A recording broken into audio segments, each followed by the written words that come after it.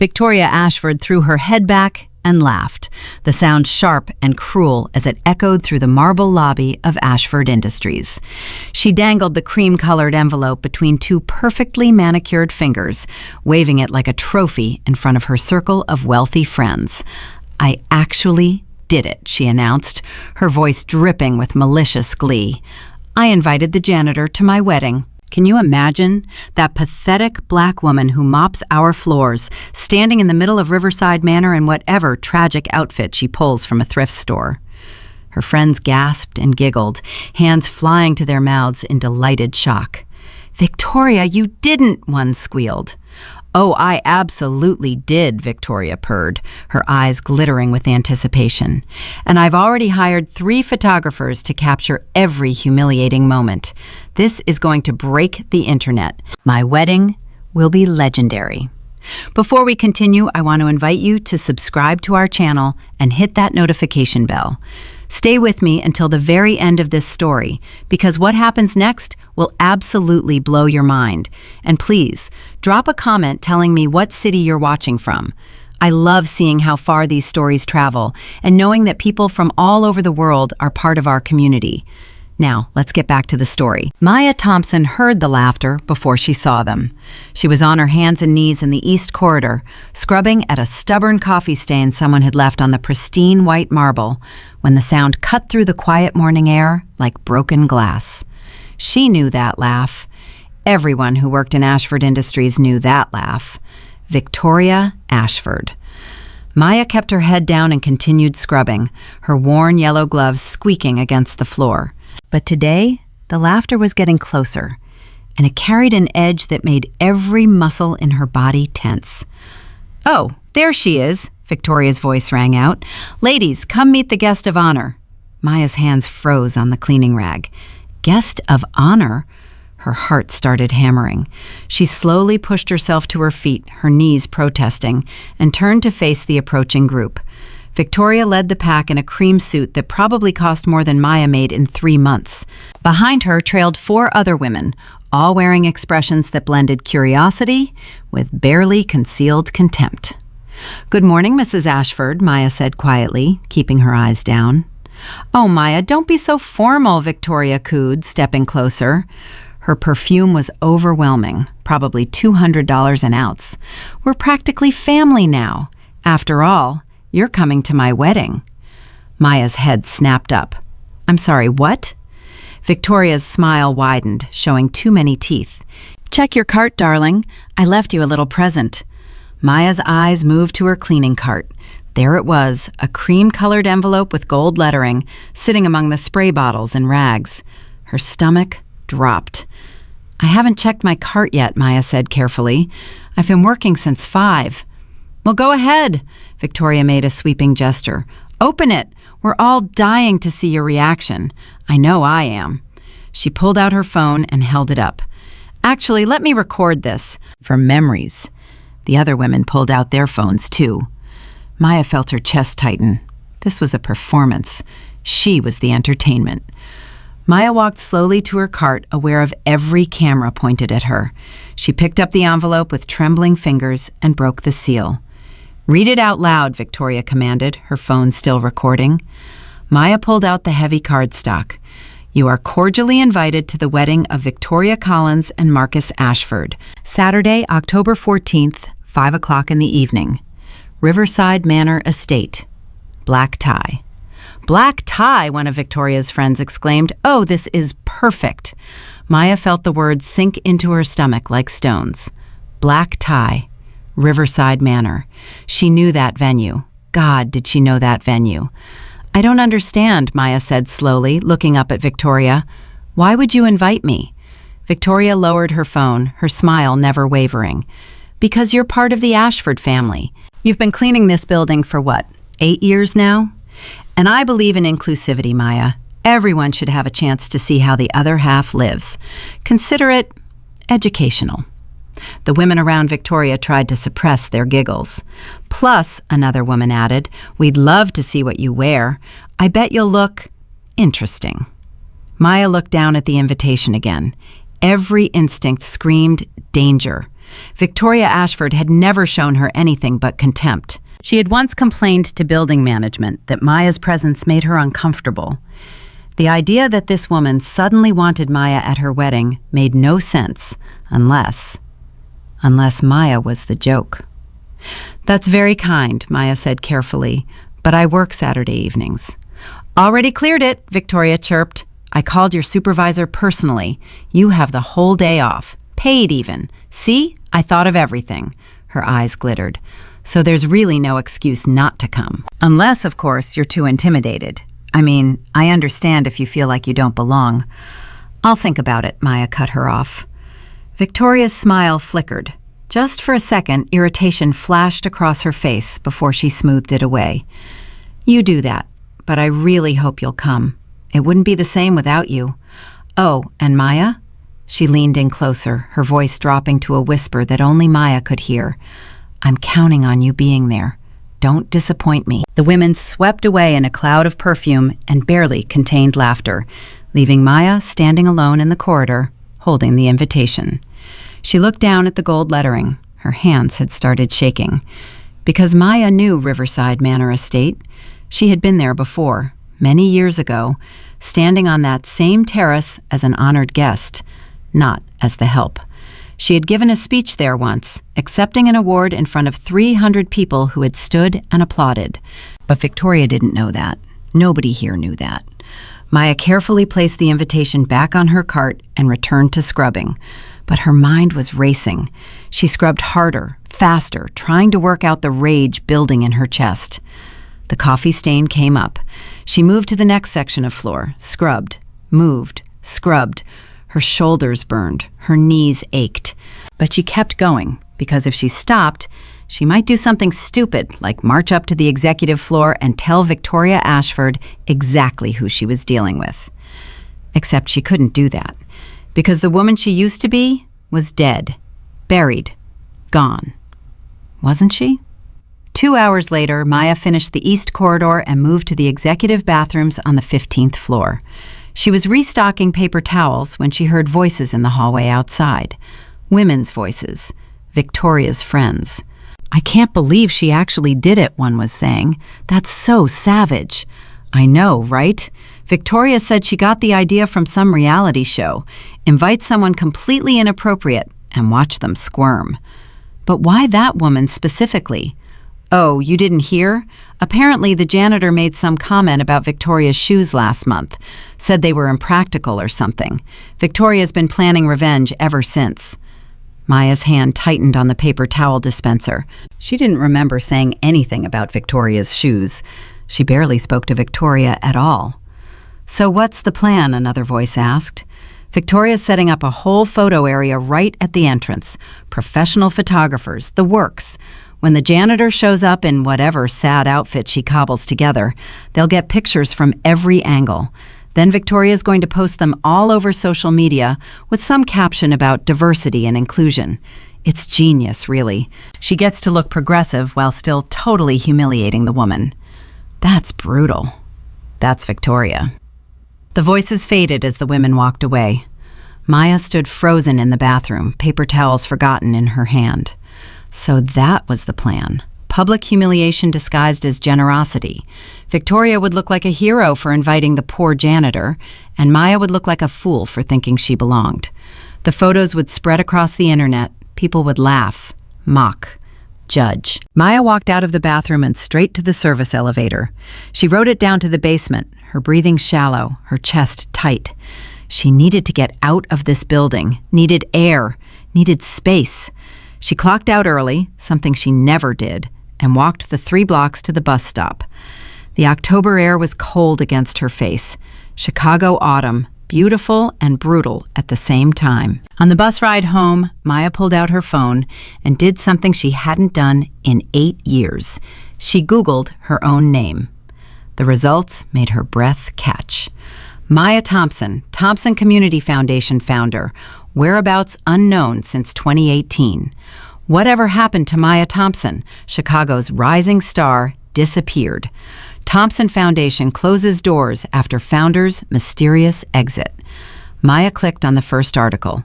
It was from the Chicago Tribune, dated 6 years ago. Maya Thompson, once hailed as one of Chicago's most promising young philanthropists, has seemingly vanished. The Thompson Community Foundation, which she founded in 2015, shut its doors last month amid financial scandal. Thompson, daughter of the late Robert Thompson and Grace Thompson, could not be reached for comment. Former board members report they have had no contact with her since her parents' deaths in 2017. The foundation's offices have been cleared out, and Thompson's Gold Coast condo has been sold. Colleagues worry about her well-being and hope she resurfaces soon. Maya closed the article. Her eyes stung. They had looked for her. People had cared, and she had been so buried in grief and shame that she hadn't even noticed. She clicked another link. This one was from a community blog dated just 2 months ago. I was one of the first Thompson Foundation scholarship recipients. Maya Thompson changed my life. She didn't just give me money for college. She mentored me, believed in me, saw something in me I didn't see in myself. I'm a doctor now because of her. If you're reading this, Miss Thompson, wherever you are, thank you. You mattered. You still matter. Maya closed her phone before she started crying on the bus. When she got to her apartment building, she climbed the 3 flights of stairs slowly. Her body ached, her mind ached, everything ached. Inside her small apartment, she dropped her bag and walked straight to the photograph on the wall. Her parents, standing in front of the Thompson Community Foundation sign, smiling with pride and purpose. "I don't know what to do," Maya whispered. "They want to humiliate me. Part of me wants to let them. Part of me thinks I deserve it. But you wouldn't have wanted that, would you? You raised me better than that." Her mother's words echoed in her memory. "Dignity isn't something people give you, baby. It's something you carry inside. Nobody can take it unless you hand it to them." Maya turned away from the photograph and walked to her bedroom closet. She pulled out the cardboard box from the very back, the one covered in dust, the one she hadn't opened in 3 years. She carried it to her bed and sat down with it in her lap. Her hands shook as she lifted the lid. Inside were the fragments of her former life. Photographs, newspaper clippings, awards, the certificate that once hung on her office wall. Maya Elizabeth Thompson, founder and executive director, Thompson Community Foundation. Maya picked up a photograph. She was 29 in this picture, wearing a red dress at a fundraising gala at Riverside Manor Estate. She stood between Mayor Johnson and Robert Chen, CEO of Chen Industries. Everyone was smiling. The caption on the back read, "Thompson Foundation Gala raises record $750,000. She had stood on that terrace, in that ballroom, as an honored guest. And now Victoria wanted her to return as the joke. Maya's phone buzzed, a text from an unknown number. "Just checking in. Really hope you can make it Saturday. I've already told everyone about our special guest. Don't let me down. Victoria." Maya stared at the message. Then she did something she hadn't done in years. She felt anger. Clean, sharp, clarifying anger. Not the kind of anger that destroys, the kind that rebuilds. She scrolled through her contacts to a name she hadn't called in 6 years. Her thumb hovered over it. Denise Williams. They had been roommates at Northwestern, best friends, sisters. Denise had been at Maya's side when she founded the Thompson Foundation, had celebrated every success. But when Maya's world collapsed, when her parents died and the accusations flew, Maya had cut everyone off, including Denise. The last time they spoke, Denise had called crying, begging Maya to let her help.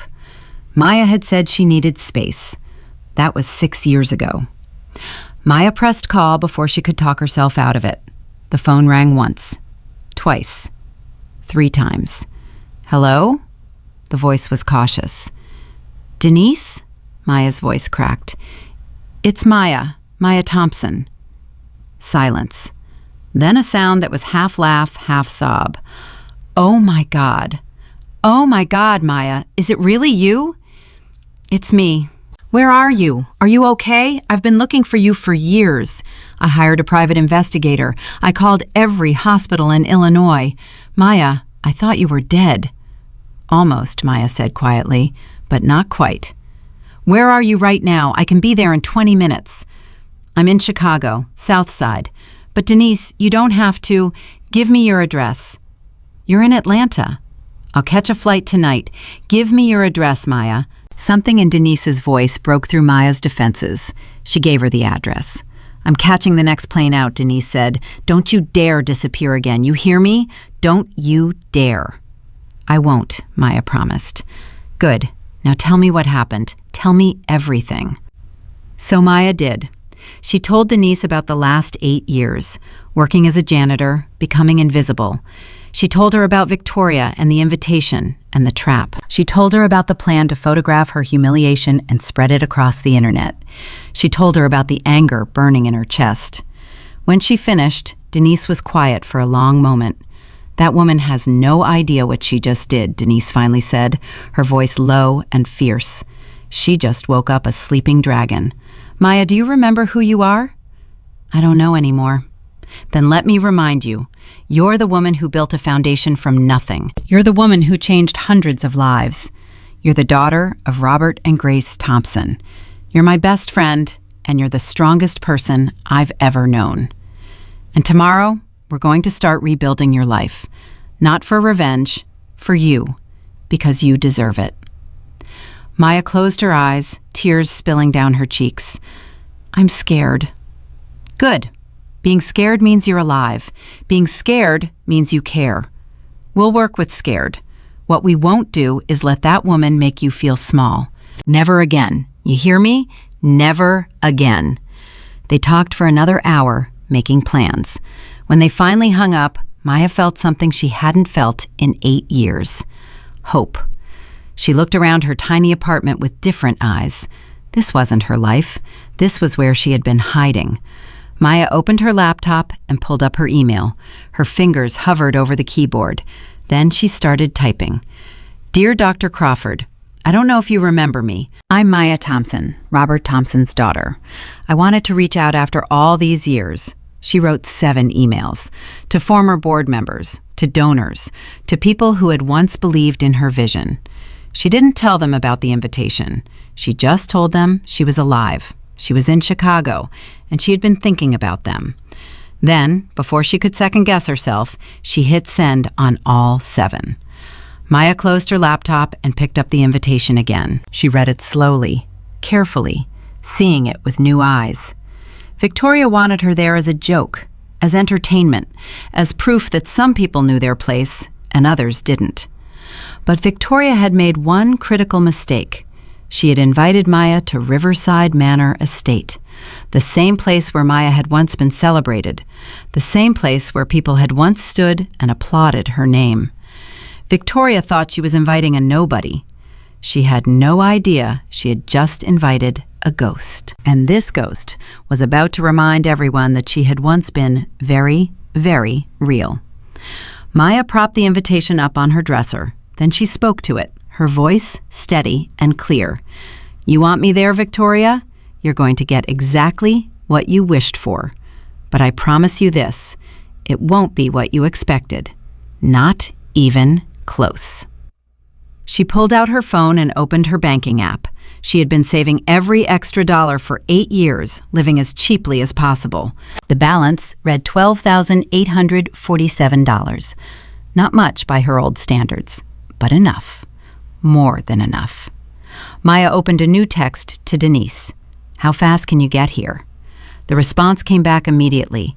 Flight lands at 7 a.m. I'm bringing my entire design team. We're going to war, and we're going to win. Maya smiled for the first time all day. Not a small smile, not a careful smile, a real smile that reached her eyes. She walked back to the box of memories and pulled out more photographs. There was one from her Northwestern graduation. She and Denise in their caps and gowns, arms around each other, laughing at something long forgotten. They had been unstoppable then, young and fierce and full of dreams. Maybe they could be again. Maya's phone buzzed, an email notification. Her heart skipped. One of the 7 emails she had sent had gotten a response. She opened it. It was from Dr. James Crawford. Maya, my God, I've been praying for 6 years that you were alive and okay. I'm in Chicago, Can we meet tomorrow? Please say yes. There's so much to tell you. So much has happened. Your foundation didn't die, Maya. It just went to sleep. And I think it's ready to wake up. Maya read the email 3 times. Then she typed back, "Yes, let's meet. I'm ready to wake up too." She hit send and stood up, walked to her window, looked out at Chicago stretching into the night, all lights and shadows and infinite possibility. Tomorrow, Denise would arrive. Tomorrow, she would start remembering how to be Maya Thompson again. Not the janitor, not the victim, the woman who had once changed lives. But tonight, she had one more thing to do. Maya pulled out a piece of paper and a pen. She hadn't written by hand in years, but this felt important. This felt necessary. At the top of the page, she wrote, "Things Victoria Ashford doesn't know about me." Then she started writing and writing and writing. By the time she finished, 3 pages were filled with her small, precise handwriting. Her education, her foundation, her awards, the lives she had changed, the community she had built, the respect she had earned. And at the very bottom, she wrote one final line. "I am the woman you tried to erase, but erasure is only permanent if you let it be. I'm done letting it be." Maya folded the pages and put them in the box with her photographs. Then she set her alarm for 5 a.m. Tomorrow was going to be a long day, the first of many long days. But for the first time in 8 years, Maya Thompson went to sleep not dreading tomorrow. She was looking forward to it, because somewhere in this city, Victoria Ashford was sleeping peacefully, thinking she had set up the perfect trap, thinking she was so clever, thinking Maya Thompson was just a janitor who would show up in a cheap dress and provide entertainment for wealthy guests. Victoria had no idea that Maya Thompson had once walked those same halls as royalty. She had no idea that the woman she invited to mock was the same woman whose name still appeared in newspaper archives as Chicago's most promising young leader. She had no idea that every cruel joke, every mocking laugh, every humiliating plan was about to backfire so spectacularly that the internet she hoped to break would break in the opposite direction. Victoria Ashford had made the biggest mistake of her life, and in 6 days at Riverside Manor Estate, in front of Chicago's elite, she was going to realize it. But by then, it would be far too late. Maya woke up at 5:30 Friday morning to her phone vibrating so hard it fell off the nightstand. She grabbed it from the floor, her heart already racing before she even saw the screen. 7 new emails. Her hands shook as she opened the first one. "Doctor." James Crawford had responded at midnight. "Maya, I can't sleep. I've been up thinking about you all night. Can we meet today? I'm free anytime. There are people who need to know you're alive. People who never stopped believing in what you built." The second email was from Mrs. Eleanor Chen. "My daughter is a surgeon now because of you. She operates on children's hearts. She saves lives, and it started with your scholarship. Please let me help you however I can." Maya sat on the edge of her bed, reading email after email, tears streaming down her face. These people hadn't forgotten. They hadn't moved on. They had been waiting. Her phone rang. She didn't recognize the number, but answered anyway. "Maya? Maya Thompson?" The voice was breathless, excited. "It's Patricia Williams. I was on your board. Dr. Crawford called me at 6 this morning, screaming that you were alive. Is it true? Are you really back?" Maya opened her mouth, but no sound came out at first. Finally, she managed, "I'm here. I've been here the whole time." "Oh, thank God. Oh, thank God." Patricia was crying now. "We looked for you everywhere. After your parents died, after everything fell apart, you just vanished. Maya, where have you been?" "Surviving," Maya said quietly. "Just surviving." "Well, survival time is over. Dr. Crawford is calling an emergency meeting. Today, noon. Can you make it?" Maya looked at the clock. 7 hours. 7 hours until she faced the people who had once believed in her, who had watched her fail, who had seen her at her worst. "I'll be there," she heard herself say. She hung up and immediately her phone rang again. Another former board member. Then another. By 6:15, she had spoken to 5 people, all of them crying, all of them asking the same questions. Where have you been? Are you okay? What can we do? Maya was still in her pajamas, still processing, when someone knocked on her door. Hard. Urgent. She looked through the peephole and saw a woman in designer sunglasses and a leather jacket standing in her hallway, holding 2 large suitcases and what looked like a garment bag. Maya threw open the door. Denise? Denise Williams dropped everything and grabbed Maya in a hug so tight Maya couldn't breathe. I took a red-eye, landed an hour ago, came straight here. She pulled back and looked at Maya's face, touching her cheeks, her hair, like she needed to confirm she was real. You're really here. You're really alive. I'm really here. Denise's eyes were red-rimmed from crying, from not sleeping, from 6 years of grief she had been carrying. Don't you ever do that to me again. Don't you ever disappear like that. I thought I lost you. I thought you were dead in a ditch somewhere and I couldn't find you and I couldn't help you and... I'm sorry, Maya whispered. I'm so sorry. Stop apologizing and let me in. We have work to do. Denise grabbed her suitcases and swept into the tiny apartment, immediately assessing everything with the sharp eye of someone who built empires from fabric and thread. Okay, small space. We can work with this. How much time do we have? Until Saturday evening. No. Denise spun around. How much time until you have to face people? Because I got 7 texts this morning from numbers I don't even know, all looking for you. Apparently you sent some emails last night and now half of Chicago wants to see you. Maya sat down on the couch. I have a meeting at noon today with my old board members. Denise checked her watch. 5.5 hours. Perfect. That's enough time. Enough time for what? To remind you who you are. Denise unzipped the first suitcase and started pulling out clothes. Not just any clothes, designer pieces, things Maya recognized from fashion magazines. I brought options. We're going to find something that makes you feel powerful. Then we're going to do your hair, your makeup, everything. When you walk into that meeting, you're not walking in as someone who's apologizing for existing. You're walking in as Maya Thompson, the woman who built something beautiful. Got it? Maya looked at the clothes spreading across her couch. A cream blazer, a black dress, pieces that cost more than her rent. Denise, I can't accept. Stop. Just stop. Denise sat down next to her and took her hands. You gave me a place to sleep when I had nowhere to go sophomore year. You lent me money when my mom got sick.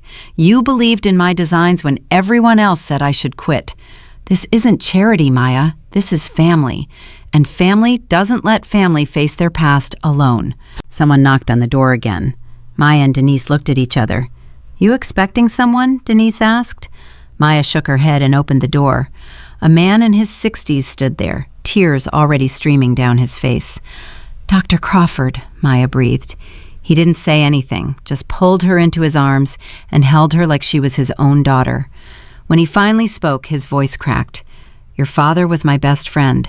When you disappeared, it was like losing him all over again. Don't you ever, ever do that again. I won't, Maya promised. Dr. Crawford pulled back and looked at her. Really looked at her. You look tired. You look like you've been carrying the world. But you're still here. You're still standing. Robert would be so proud. Maya started crying in earnest then. Great heaving sobs she had been holding back for 8 years.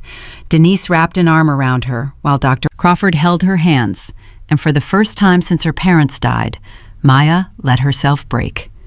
When she finally stopped crying, Dr. Crawford handed her a handkerchief. The meeting is at noon, my office, but everyone's coming early. We're all so eager to see you. Patricia's bringing lunch.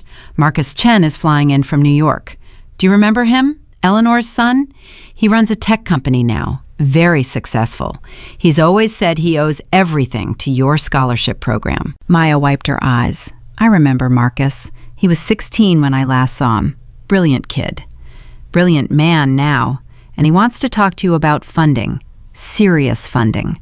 Dr. Crawford squeezed her hands. Maya, the Thompson Foundation isn't dead. It's been dormant, waiting, and I think it's time to wake it up. Those were the same words he had used in his email. Maya looked at him. What do you mean, dormant? Dr. Crawford smiled. Come to the meeting. You'll see. Some of us never stopped working. We just didn't have our leader. He checked his watch. I should go, let you get ready. But Maya, I'm so glad you're back. We all are. After he left, Maya turned to Denise. Did that just happen? That just happened. Now come on, we have 5 hours, and you need to look like the woman who's about to rebuild an empire. Denise worked like a general commanding troops. She had Maya shower while she steamed clothes. She set up a makeshift styling station in the tiny bathroom. By 8 o'clock, she had Maya in a charcoal gray dress with a structured blazer. Simple, professional, powerful. Now hair, Denise said, pulling out professional styling tools. When's the last time you had a real haircut? Maya laughed. It felt strange. When was the last time she had laughed? 2 years? Maybe 3? Criminal. Absolute criminal. Denise set to work, trimming, shaping, her hands moving with the confidence of someone who had dressed celebrities and supermodels. Tell me about this Victoria woman. Maya told her everything while Denise worked. The invitation, the overheard conversation about photographers, the hashtag, the plan to make her go viral as a joke. Denise's hands stilled. She has no idea what she's done, does she? What do you mean? She invited a phoenix to her wedding, and phoenixes don't stay in ashes. Denise met Maya's eyes in the mirror. By the time we're done with you, Victoria Ashford is going to regret every decision she's ever made. At 10:30, Maya's phone rang again. Unknown number. Hello? Ms. Thompson? This is Rachel Morrison from Chicago Tribune. I'm a reporter who's been following the Thompson Foundation story for years. I heard through sources that you might be back in Chicago. I was wondering if you'd be willing to talk. Maya's heart stopped. How did you get this number? I have my sources. Ms. Thompson, a lot of people in this city have wondered what happened to you. Your foundation changed lives. Then you vanished. People deserve to know you're okay. Maya looked at Denise, who was mouthing, "Say yes." I'm not ready for an interview, Maya said carefully, but I can confirm I'm in Chicago, and I can tell you I'm planning to rebuild what was broken. That's a story in itself. Can I quote you on that? Maya thought about Victoria, about the hashtag, about the photographers waiting at Riverside Manor. Yes, you can quote me. Maya Thompson is back, and the Thompson Foundation is rising again. She hung up. Denise was grinning. That woman is going to write an article. By tomorrow morning, people will know you're back. That's what I'm counting on. At 11:15, they left the apartment. Denise had called a car service. A black sedan waited at the curb, and when Maya climbed in, she caught a reflection in the window. She looked different. Not just the clothes or the hair. Something in her face had changed. She looked like someone who mattered again. Dr. Crawford's office was in a renovated brownstone in Lincoln Park. Maya had been there dozens of times before her world collapsed. As they pulled up, she saw cars lining the street. Expensive cars. Range Rovers and Teslas and BMWs. Looks like a party, Denise murmured. They walked up the steps together. Before Maya could knock, the door flew open. Patricia Williams stood there, older than Maya remembered, gray in her hair now, but her smile was the same. Maya, she breathed, and then she was hugging her, and then others were crowding the doorway, all talking at once, all crying, all pulling her inside. The conference room was packed. At least 15 people, maybe 20. Faces Maya recognized. Board members, donors, community leaders, and sitting at the head of the table, a young man in an expensive suit who stood when he saw her. Ms. Thompson, he said, and his voice cracked with emotion. I'm Marcus Chen. I don't know if you remember me, but I remember you, Maya said. You wanted to be a software engineer. You were brilliant with computers, even at 16. Marcus's eyes filled with tears. You gave me a full scholarship to MIT. You changed my life. I built a tech company that just got acquired for $200 million. And I've been looking for you for 6 years because I wanted to thank you and I wanted to give back, and I wanted— His voice broke. I wanted you to know that what you did mattered. It still matters. The room was silent. Everyone was staring at Maya, waiting. Dr. Crawford stood up. Maya, let me catch you up. After the foundation closed, we couldn't just walk away. Too many kids still needed help. So we've been operating underground, so to speak. Small scholarships, quiet donations, nothing official, nothing with your name on it, because we didn't know where you were. But we never stopped. We gave out 17 scholarships last year alone. Funded entirely by former recipients, Patricia added. People you helped who wanted to pay it forward. Marcus has been our biggest donor, but we've had dozens of others. Teachers whose education you funded. Business owners whose startup loans came from your micro-grant program. Maya, you created something that outlived the official organization. You created a movement. Maya sat down hard in the nearest chair. Her legs wouldn't hold her anymore. I had no idea. How could you? Mrs. Chen said gently. You disappeared, but we kept the faith. And now you're back. She pulled out a folder. We've been preparing for this day, hoping for it. These are financial statements, donation records, everything we've done in your absence. We've been waiting for you to come back and make it official again. Dr. Crawford slid a document across the table. We've already filed the paperwork to reinstate the Thompson Foundation as a 501c3. All we need is your signature as founder and director. Say yes, Maya. Come back. Lead us again. Maya stared at the document. Her name was already printed at the bottom. Maya Elizabeth Thompson, founder and executive director. Her hand shook as she picked up the pen Dr. Crawford offered. Wait, Marcus said suddenly. Before you sign, there's something else. He pulled out his phone and tapped the screen. I've been working on something, a surprise. I was going to wait until you were ready, but I think now is the time. He turned his phone around. On the screen was a website. Professional. Beautiful. The header read, Thompson Foundation, second chapter. I bought the domain 6 months ago, Marcus explained. Built the whole site. It's been sitting ready to launch, waiting for you. All the old programs are outlined. Scholarships, mentoring, community grants. Everything you used to do, ready to start again. And I've already committed $5 million as seed funding. Maya couldn't breathe. $5 million?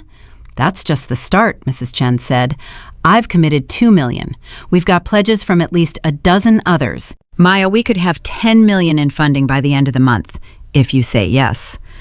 Patricia leaned forward. We're not asking you to do this alone. We're asking you to let us help you rebuild what was taken from you, what was stolen. You didn't fail, Maya. You were sabotaged by someone you trusted. But that chapter is over. This is the second chapter, and it's going to be even better than the first. Maya looked around the table at all these faces, people who had waited, who had believed, who had kept working even when she had given up. She picked up the pen and signed her name. The room erupted in applause. People were crying, hugging. Dr. Crawford grabbed her in another fierce embrace. Welcome back, he whispered. Welcome home. They spent the next 2 hours planning. Marcus showed her the website in detail. Patricia outlined the programs they wanted to restart. Mrs. Chen talked about partnerships with local schools. It was like the old days, everyone throwing out ideas, building on each other's energy, creating something bigger than any individual. At 2 o'clock, Maya's phone buzzed, a text from an unknown number. Just confirming you're still coming tomorrow. Can't wait to see you. Make sure you dress up. Victoria. Maya stared at the message. In the midst of all this planning and hope and rebuilding, she had almost forgotten about the wedding, almost forgotten about the woman who had invited her as a joke. Denise looked over her shoulder and saw the text. Oh, she has no idea what's about to hit her. Dr. Crawford noticed their exchange. Everything okay? Maya made a decision. She turned her phone around and showed him Victoria's text. Then she told them everything. The invitation, the trap, the photographers, the hashtag, the plan to humiliate her in front of Chicago's elite. When she finished, the room was silent. Then Marcus started laughing. Not a small laugh, a deep, genuine laugh that built until he was nearly crying.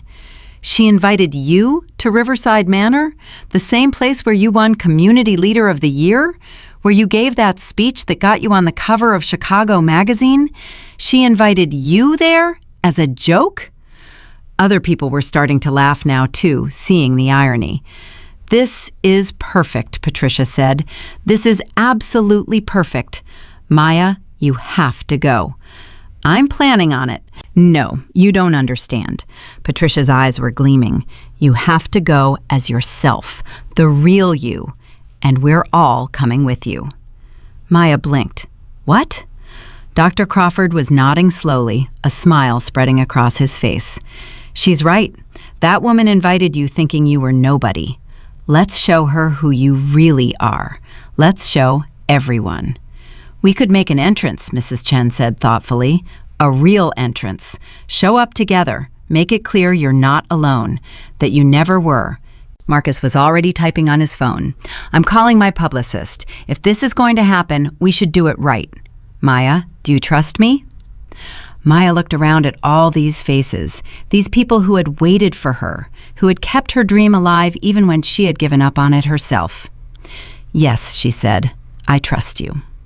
"Good," Marcus grinned, "because by tomorrow night, Victoria Ashford is going to learn a very important lesson about who you mock and who you don't. And the best part? She's going to learn it at her own wedding, in front of everyone she knows." Dr. Crawford raised his coffee cup. "To second chapters, and to reminding people that dignity isn't about what you do for work. It's about who you are when everything else is stripped away." Everyone raised their drinks. Maya felt something warm spreading through her chest, something she hadn't felt in 8 years, hope. But underneath the hope was something sharper, something that made her smile in a way that would have worried Victoria Ashford if she could have seen it. Because Maya Thompson had just been given an army. And tomorrow night, that army was going to march into Riverside Manor and remind Chicago exactly who she was. But first, she had one more stop to make. After the meeting ended, after promises to meet tomorrow, after more hugs and tears, Maya asked Denise to take her somewhere. "Where?" Denise asked. "The cemetery." They drove in silence to Graceland Cemetery on the north side. Maya hadn't been here in 3 years, couldn't face it. But today, she needed to.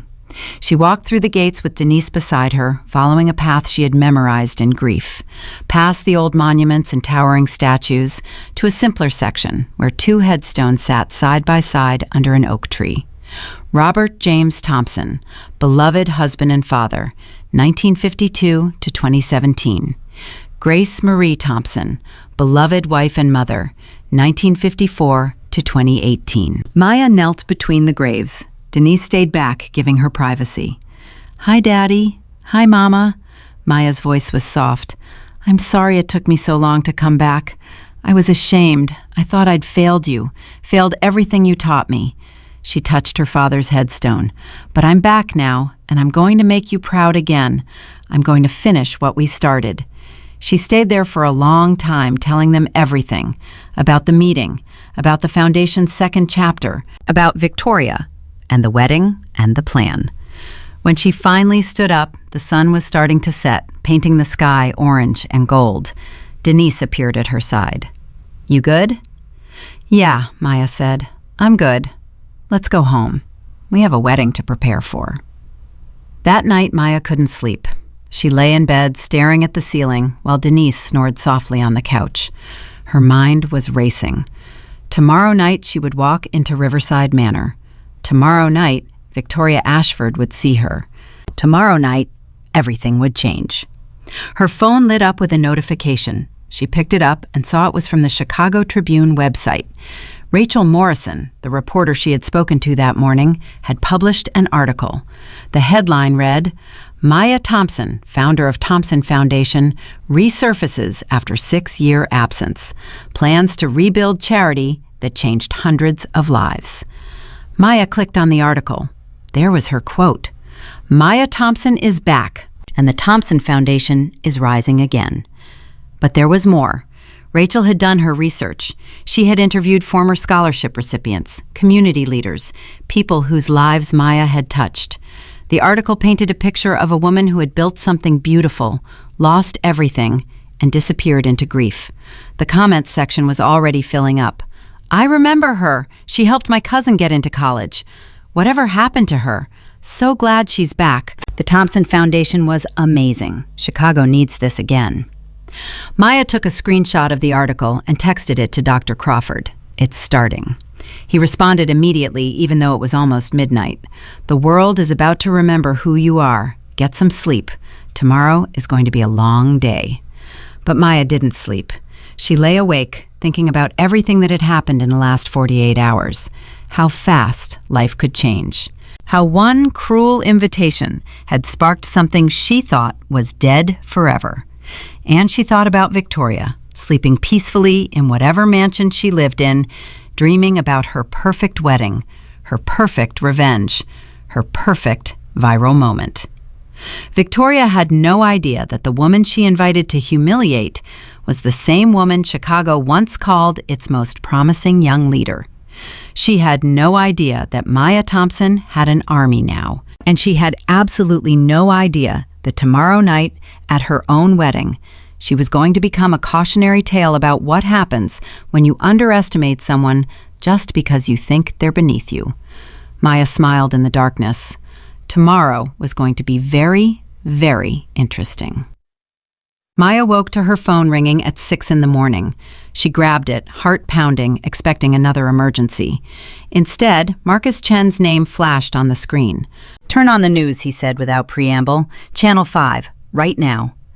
Maya fumbled for the TV remote while Denise stirred on the couch.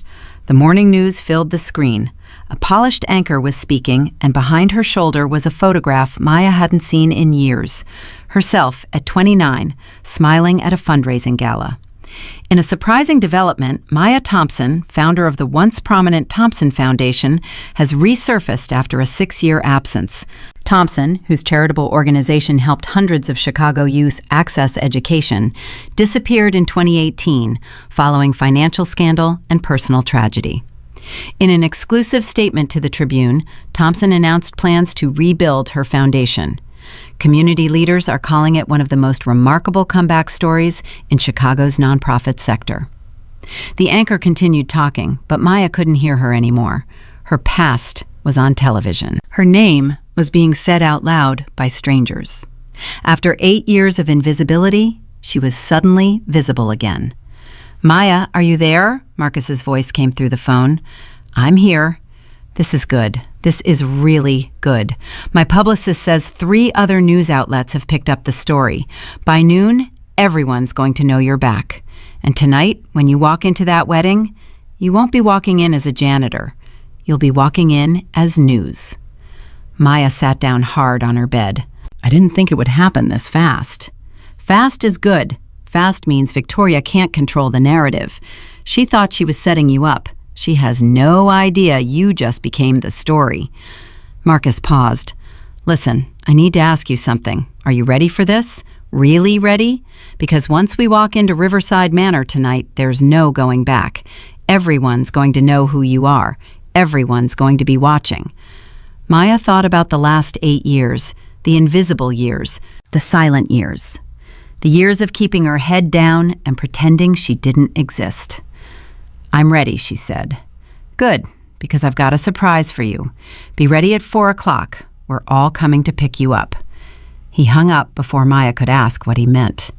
Denise was already up, coffee brewing, pulling clothes from garment bags. "Did I just hear what I think I heard? You're on the news?" "Apparently." "Good."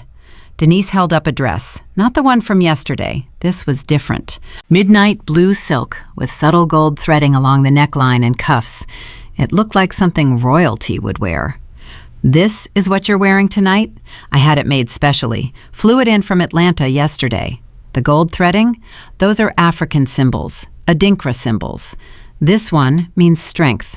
This one means resilience. And this one means a person who has seen trouble and survived." Maya touched the fabric. It was cool and smooth under her fingers. Denise, I can't accept. Stop saying that. You can accept it. You will accept it. Because tonight isn't just about showing up, Victoria. Tonight is about you reclaiming yourself. And you're going to do it in clothes that tell your story. Denise's eyes were fierce. Now get in the shower. We have 8 hours, and I need you perfect. Maya showered while Denise set up her styling station. When she emerged, her phone was blowing up with messages. Former colleagues, old friends, people she hadn't heard from in years, all saying the same thing. I saw the news. Welcome back. We missed you. One message stood out, from a number she didn't recognize. Ms. Thompson, this is Angela Rodriguez. You don't know me, but you changed my life. I was one of your scholarship recipients in 2016. I'm a teacher now because of you. I teach at Southside Prep. I have students who need what you gave me.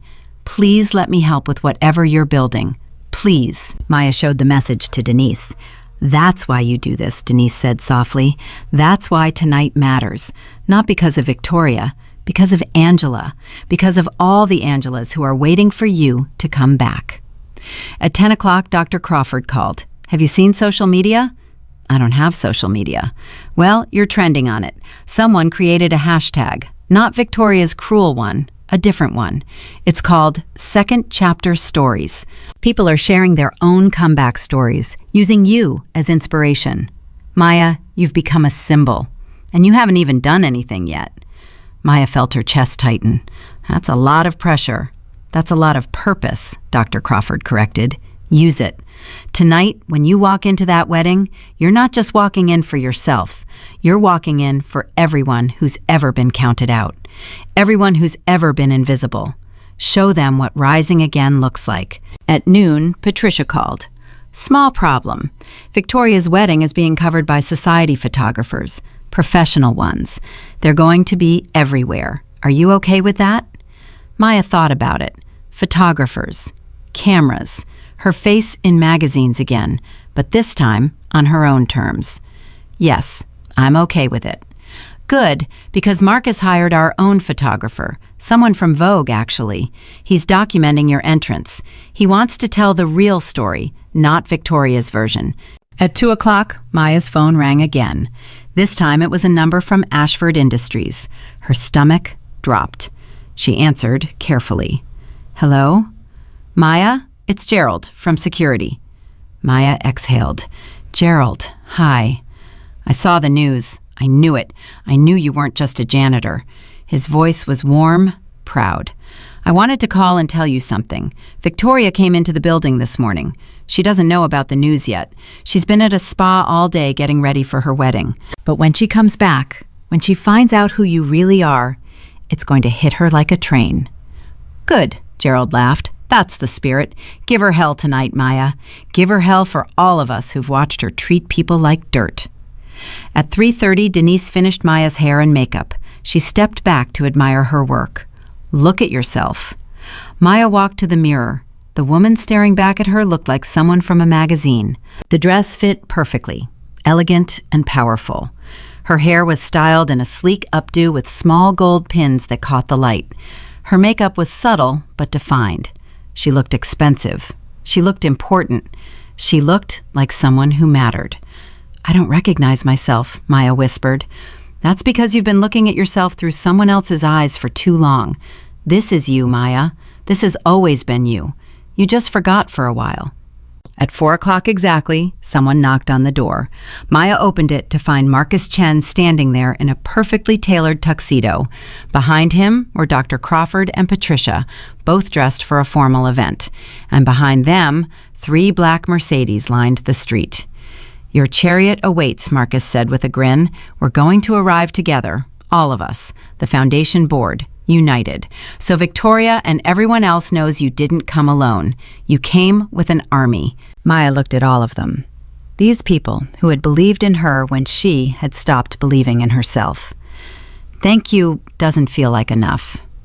Then don't say thank you, Dr. Crawford said. Just walk in there tonight and show them who Maya Thompson really is. They drove toward Riverside Manor in a convoy. Maya rode with Marcus and Denise. The sun was starting to set, painting Chicago gold and orange. Maya watched the city pass by the window. Her city. The city she had once thought she would change. Maybe she still could. Marcus turned to her. "I need to tell you something. About Victoria." Maya tensed. "What about her?" "I did some research. Her husband, the CEO, Marcus Ashford, he's been quietly looking for you." Maya's head snapped toward him. "What?" "For about 3 years now. He hired investigators, put out quiet inquiries. I found records of it when I was doing background research. He never told Victoria. I don't think she knows." "Why would he look for me?" Marcus pulled out his phone and showed her an article from 5 years ago. It was about Ashford Industries' charitable giving program. And at the bottom, in small print, it mentioned that the program was inspired by the Thompson Foundation's model. "He admired your work," Marcus said. "Still does, apparently. I'm guessing Victoria has no idea. She just knows you as the janitor. But him? I think he knows exactly who you are. And I think tonight is going to be very interesting when he realizes his wife invited you as a joke." Maya stared at the article. The pieces were clicking into place. Marcus Ashford had been looking for her, had admired her work, and his wife had just humiliated the woman he had been trying to find for years. "This changes everything," Maya said. "It changes everything," Marcus agreed. They pulled up to Riverside Manor at 5:45. The venue was already packed with guests arriving. Expensive cars lined the circular driveway. Women in designer gowns and men in tuxedos walked toward the entrance, where, just as Maya had been warned, a red carpet and professional photographers waited. "Remember the plan," Patricia said from the front seat. "We go in together. You walk in the middle. We surround you. Make it clear you're not alone." Maya took a deep breath. "I'm ready." They stepped out of the cars. Immediately, photographers turned toward them. Flashes started going off. A woman with a clipboard hurried over, clearly part of Victoria's event team. "Names, please," she asked, checking her list. "Dr. James Crawford and party," Dr. Crawford said smoothly. The woman scanned her list and frowned. "I don't see your names on the guest list." "Check again," Patricia said coolly. "Dr. James Crawford, board president of the Thompson Foundation." The woman's eyes widened. She looked at Maya, then back at her clipboard. "Thompson Foundation, but that's active and operating," Marcus said. "Now we're guests of Maya Thompson, who was personally invited by the bride. So, if you'll excuse us." They swept past her, moving as a unit up the red carpet. More photographers were gathering now, recognizing something was happening. Someone shouted, "Who are you?" Dr. Crawford stopped and turned. "This is Maya Thompson, founder and director of the Thompson Foundation. Perhaps you've heard of her. She's been in the news today." The photographers went wild. Flashes exploded. Questions flew. "Miss Thompson, why are you here? Is it true you're rebuilding your foundation? Can we get a statement?" Marcus stepped forward smoothly. "Miss Thompson is here as a guest of the bride. She'll be available for questions after the ceremony. Thank you." They moved through the doors into Riverside Manor. Maya felt like she was floating. The grand entrance opened into a massive hall with soaring ceilings and crystal chandeliers. Guests milled around holding champagne glasses, talking in that performative way wealthy people do at events. Music played softly. Everything was white and gold and excessive. And then Maya saw her. Victoria stood near the center of the room in a wedding dress that probably cost $50,000. She was laughing with a group of friends, champagne in hand, completely oblivious. She hadn't seen Maya yet, but other people had. Maya watched recognition ripple through the crowd like a wave. People stopped talking, stared, started whispering to each other. Someone pulled out their phone. A man in an expensive suit approached them. He was older, distinguished, with gray at his temples. "Dr. Crawford, is that you?" "Robert Chen," Dr. Crawford said warmly. "Good to see you." "I heard a rumor you were coming tonight, but I didn't believe it." Robert's eyes moved to Maya. His expression changed. "My God. Maya Thompson? Is it really you?" "Hello, Mr. Chen. I served on your father's business board. I was at Robert's funeral." "Maya, where have you been?" "Finding my way back," Maya said simply. Robert grabbed her hand. "You need to meet my son. He's here somewhere. He's been talking about you for years. Says you changed his life." "I've already met him," Maya said, gesturing to Marcus beside her. Robert looked between them, understanding dawning. "You two already connected?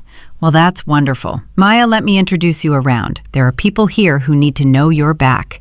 And just like that, Maya was swept into the crowd. Robert Chen was apparently very well connected, and he seemed determined to reintroduce Maya to Chicago society. They moved through the room, and everywhere they went, people stopped to listen. Former donors, community leaders, people who remembered her name. "Maya Thompson? I thought you died. Where have you been? We looked for you. I heard you're starting the foundation again. How can I help?" Maya answered questions, shook hands, felt herself stepping back into a role she thought she had lost forever. And through it all, she was aware of Victoria on the other side of the room, still laughing, still oblivious. Then someone said Victoria's name, and she turned. Maya watched it happen in slow motion. Victoria's eyes scanned the crowd casually, then stopped, landed on Maya. Her smile froze. The champagne glass in her hand tilted, forgotten. Her face drained of color. She said something to her friends and started walking toward Maya. Her steps were quick, jerky, her expression caught between confusion and growing horror. "Maya?" Victoria's voice was too loud. People around them stopped talking. "What are you doing here? And why are you dressed like that? Where did you get that dress?" Dr. Crawford stepped forward before Maya could answer. "Victoria, I don't believe we've met. I'm Dr. James Crawford. I served on the Thompson Foundation board with Maya's father. Wonderful wedding you're having. Maya was kind enough to invite us along. She said you personally insisted she attend." Victoria's mouth opened and closed. "Thompson Foundation? I don't understand. Maya is a janitor. She cleans buildings." "I do clean buildings," Maya said calmly. "I have for 8 years. But before that, and starting again now, I run a foundation that has helped over 500 young people access education. Perhaps you've seen the news today? It's been quite a story." Patricia pulled out her phone and showed Victoria the Tribune article. Front page of their website, Maya Thompson returns. It's trending on social media. People are very excited about her comeback. Victoria stared at the phone. Maya watched her face cycle through emotions: confusion, disbelief, understanding, and then pure, undiluted horror. "You're that Maya Thompson?" Victoria's voice was a whisper now. "The one who won Community Leader of the Year at this venue 5 years ago? The one who was on the cover of Chicago Magazine?" "The same venue where you decided to host your wedding," Marcus said helpfully. "The same venue where Maya gave a speech to 300 people about the importance of seeing everyone's humanity. I believe the Tribune called it one of the most moving speeches they'd ever heard at a charity event." Victoria's champagne glass slipped from her hand. It shattered on the marble floor, the sound echoing through the sudden silence. Everyone was watching now. Every single person in the room had stopped what they were doing to watch this confrontation. "You invited her as a joke," someone said loudly. Maya turned and saw it was Mrs. Chen, her voice carrying across the room. "You invited Maya Thompson to humiliate her because you thought she was just a janitor. You planned to photograph her and put it on social media. #WhenCleaningLadiesCrash. Isn't that right?" Victoria's face turned bright red. "I don't know what you're talking about." "Really?" Marcus pulled out his phone. "Because one of your friends posted about it on her private Instagram story. Screenshots are forever, Victoria, and this one is particularly damning." He turned his phone around. There on the screen was Victoria's Instagram story from days ago. "Operation Social Experiment. The janitor said yes. This is going to be legendary." The room erupted in whispers. People were pulling out their phones. Maya could hear the word spreading. She invited her as a joke. Can you believe that? Who does something like that? Victoria looked around wildly. "You don't understand. She was rude to me. She disrespected me." "I told you your shoes were impractical for the office environment," Maya said quietly, "when you asked my opinion. That's what you're calling disrespect? That's what you built this entire humiliation plan around? Denise stepped forward. Let me make sure I understand this correctly. You invited a woman you perceived as beneath you to your wedding specifically to humiliate her in front of Chicago's elite. You hired photographers to document it.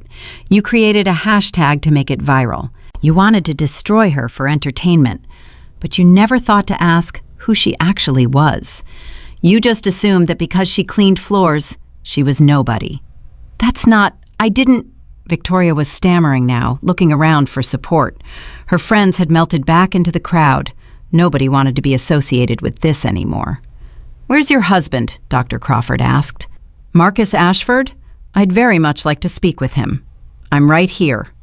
The crowd parted. A tall man in his mid-40s walked through, his expression dark. Marcus Ashford looked at his wife, then at Maya, then back at his wife. Victoria, what did you do? Marcus, I can explain. I've been looking for Maya Thompson for 3 years, Marcus Ashford said, his voice tight with controlled rage. 3 years. I hired investigators. I put out inquiries through every nonprofit network in Chicago. I wanted to tell her that her foundation's model inspired our entire corporate giving program, that she changed how I thought about philanthropy, that I wanted to partner with her if she ever came back. He looked at Maya.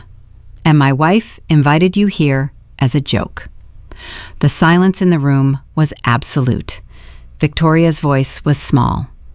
You never told me you were looking for her. Because you never asked.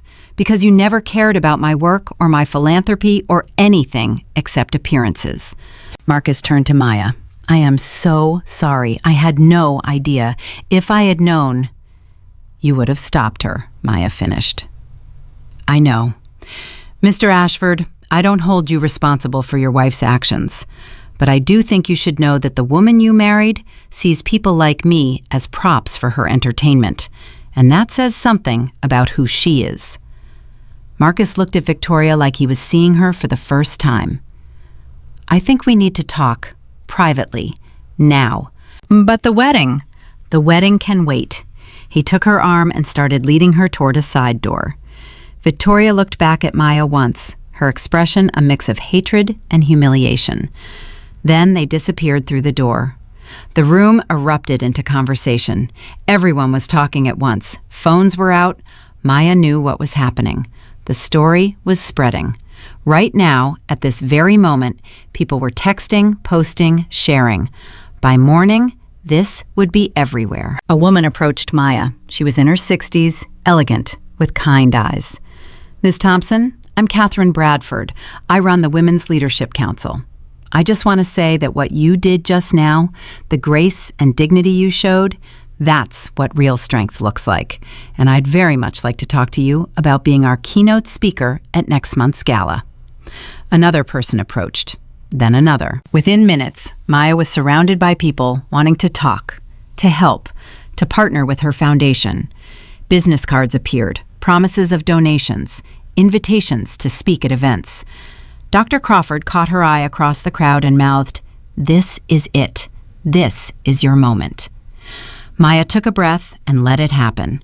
Let herself be seen. Let herself matter again. 30 minutes later, Marcus Ashford reappeared, alone. He walked directly to Maya. I owe you an apology, a real one. What my wife did was unconscionable. I've called off the wedding.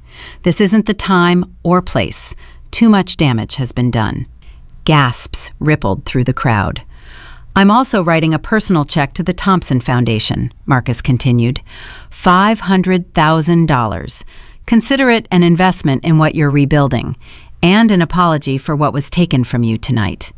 Where's Victoria? Someone asked. She's leaving, through a back exit, away from cameras. She wanted me to tell you all that the wedding is postponed indefinitely. Marcus looked tired. She's not a bad person. She's just someone who's lived in privilege so long, she forgot that other people are real. And tonight, she learned that lesson the hardest way possible. He turned and walked away, leaving the crowd buzzing with shock and speculation. Patricia grabbed Maya's hand. We should go. Let's leave while you're on top. They made their way to the exit. As they stepped outside, photographers surged forward again. This time, Maya didn't shy away. She stood tall, the blue dress shimmering under the lights, and answered questions. How does it feel to be back? It feels like coming home. What are your plans for the Thompson Foundation? To pick up where we left off, to help the next generation the way the previous generation helped me. What do you say to Victoria Ashford? Maya paused, thought carefully. I hope she learns from this. I hope she realizes that everyone has a story. Everyone has dignity, and you never know who you're talking to when you talk down to someone. They drove away from Riverside Manor as the sun finally set completely, leaving Chicago in darkness, lit by a million lights. In the back seat, Maya closed her eyes. You okay? Denise asked. I'm better than okay.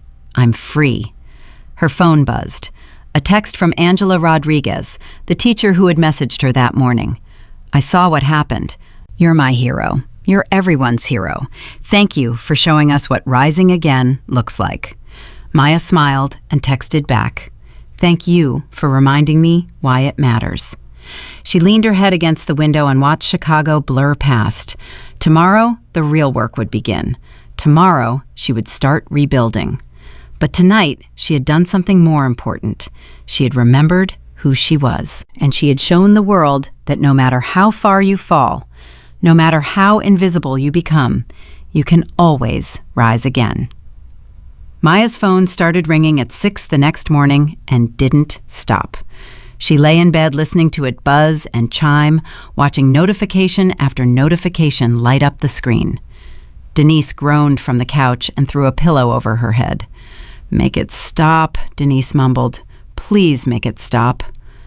Maya picked up her phone. 73 missed calls. 214 text messages. Her email inbox showed 947 unread messages.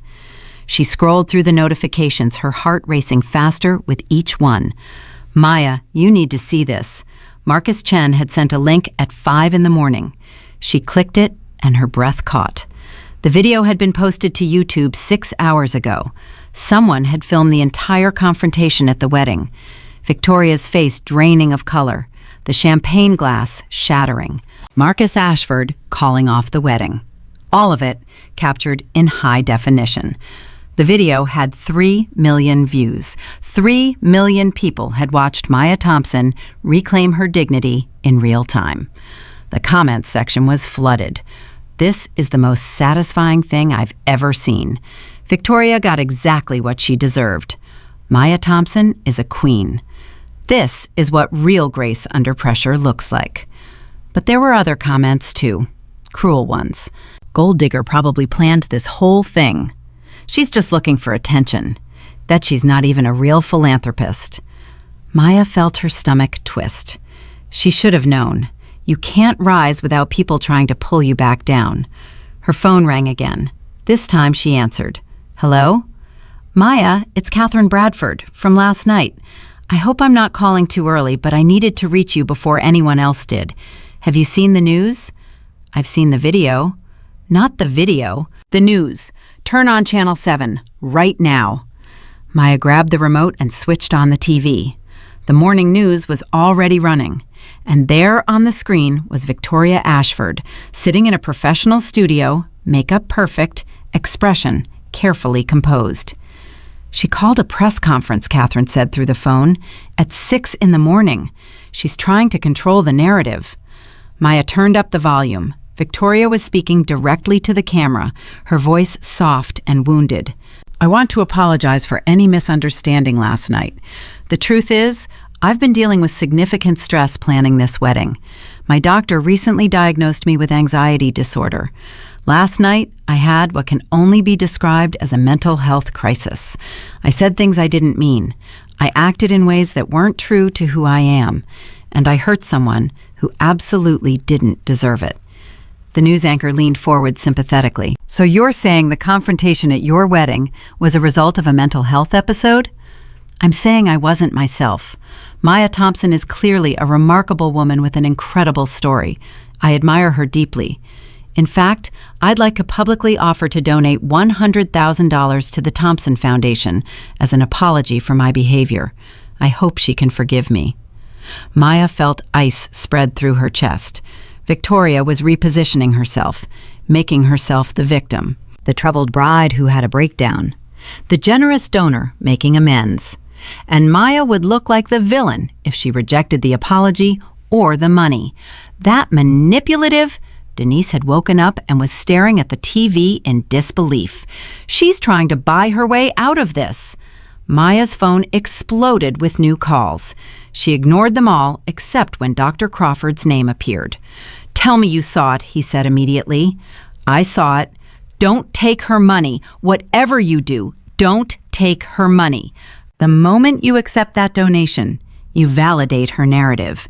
You become part of her redemption story instead of your own story." I wasn't planning to take it. Good, because I've already drafted a response. Can I read it to you? Maya listened as Dr. Crawford read a carefully worded statement. It thanked Victoria for her apology, but declined the donation, stating that the Thompson Foundation preferred to accept gifts from donors whose values aligned with their mission of dignity and respect for all people. It was polite, it was firm, it was perfect. "Send it," Maya said. 20 minutes later, Dr. Crawford's statement was posted to the Thompson Foundation's website. Within an hour, it had been picked up by every major news outlet in Chicago. Thompson Foundation declines Victoria Ashford's apology donation. Maya Thompson stands firm. Dignity cannot be bought. The story was evolving, no longer just about a wedding disruption. Now it was about values, about what it meant to forgive and when it was right to say no. Maya's apartment buzzer rang. She wasn't expecting anyone. She pressed the intercom button cautiously. "Yes? Miss Thompson? This is Rachel Morrison from the Tribune. I know I should have called first, but I was hoping we could talk. There are things about Victoria Ashford people should know, things I've been investigating for months." Maya buzzed her up. Rachel Morrison was younger than Maya expected, maybe 30, with sharp eyes and a leather bag full of notebooks. She sat on Maya's couch and pulled out a file folder thick with documents. "I've been working on a story about Victoria for 6 months. She's done this before. Not exactly like this, but similar patterns. 3 years ago, she got a server at her country club fired for allegedly being rude to her. Turned out the server had simply asked Victoria to please not snap her fingers for service. Victoria went to management, complained, and the woman lost her job. She was a single mother of 2. Maya felt sick. Does anyone know this? I couldn't prove it. Victoria's very good at covering her tracks. But last night changed everything. After that video went viral, 5 people have come forward. Former employees, service workers, people Victoria has hurt over the years. They're willing to go on record now because they saw what you did. They saw someone stand up to her and survive.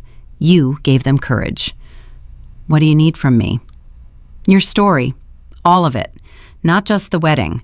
I want to write about who you were, what happened to you, how you survived. And I want to contrast it with who Victoria is. Show people the difference between someone who falls and rises with grace versus someone who's never fallen because they've spent their life pushing other people down. Maya looked at Denise, who nodded. Do it. Tell your story. Let people understand. So Maya talked. She told Rachel everything. About her parents, about building the foundation from nothing, about the embezzlement and the false accusations, about losing everything in 18 months, about the 8 years of invisibility, of cleaning floors, of being treated like furniture, and about the invitation that changed everything. Rachel recorded it all, taking notes, asking questions, treating Maya's story with the respect it deserved. When they finished 3 hours later, Rachel closed her notebook. This is going to be a long piece, maybe a series.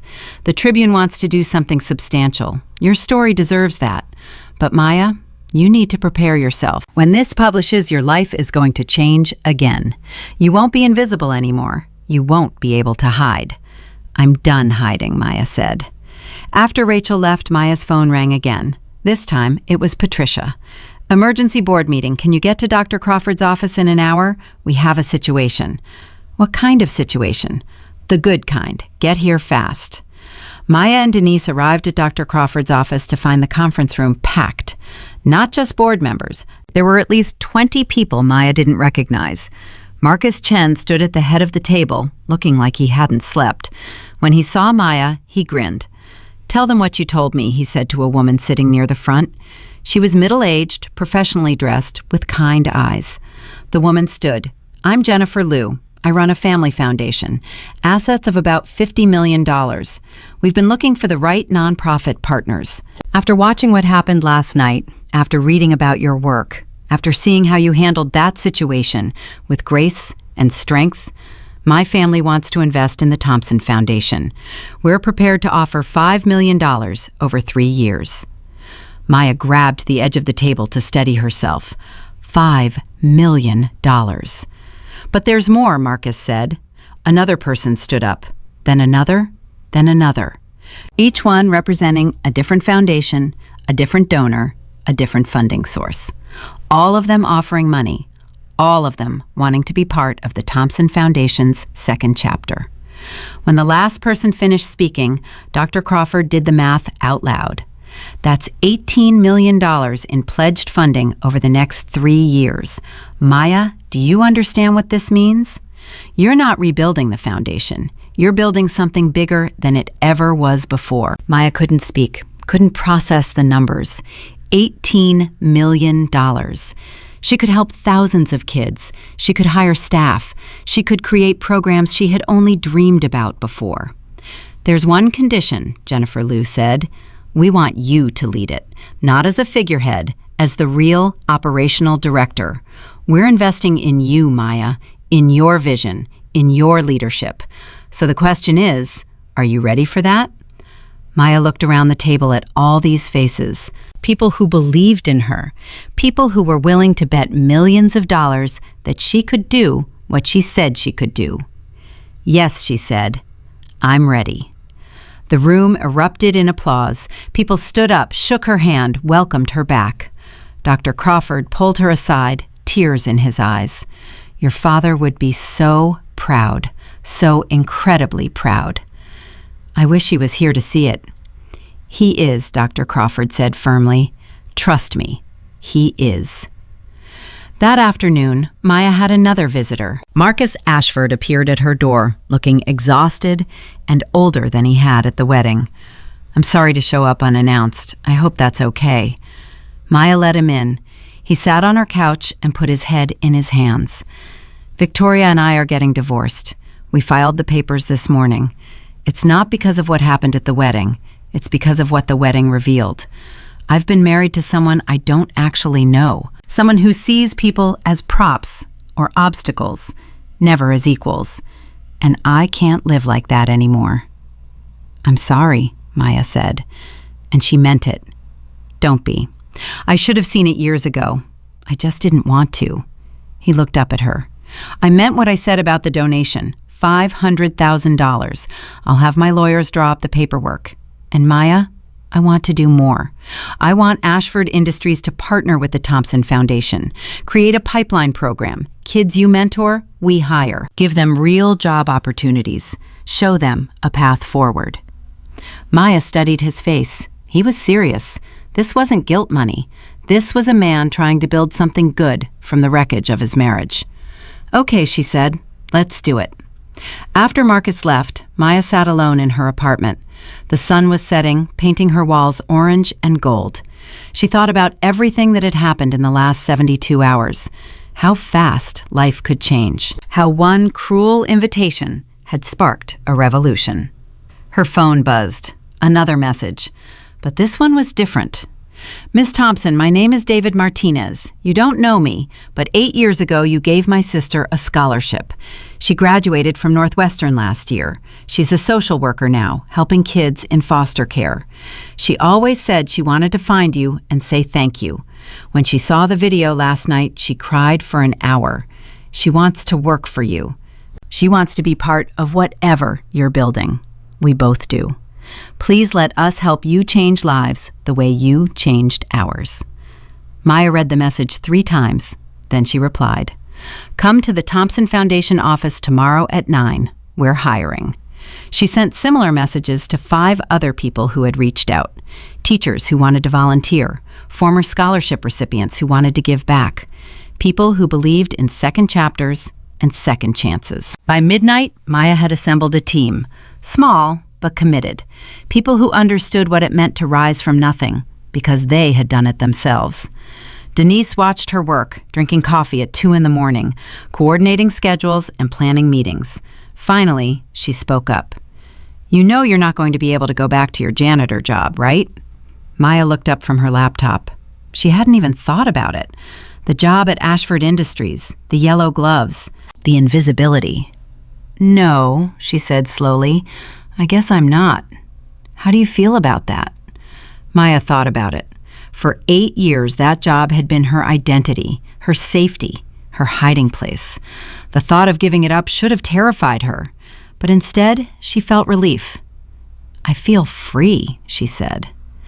The next morning, Maya went to Ashford Industries one last time, not to clean, to resign. She walked through the front doors in regular clothes, and it felt strange, wrong somehow, like wearing a costume. Gerald was at the security desk. When he saw her, his face lit up. "There she is, Chicago's comeback story." "I need to talk to HR, turn in my resignation." "You're really leaving?" "I'm really leaving. This place was good to me when I needed it, but I don't need it anymore." Gerald came around the desk and hugged her. "Good. Go be who you're supposed to be. And Maya, thank you for showing people like me that we're not invisible, that we matter. You did that. You'll never know how many people you helped just by standing up and refusing to disappear." Maya climbed the stairs to HR, not willing to take the elevator with employees who might recognize her.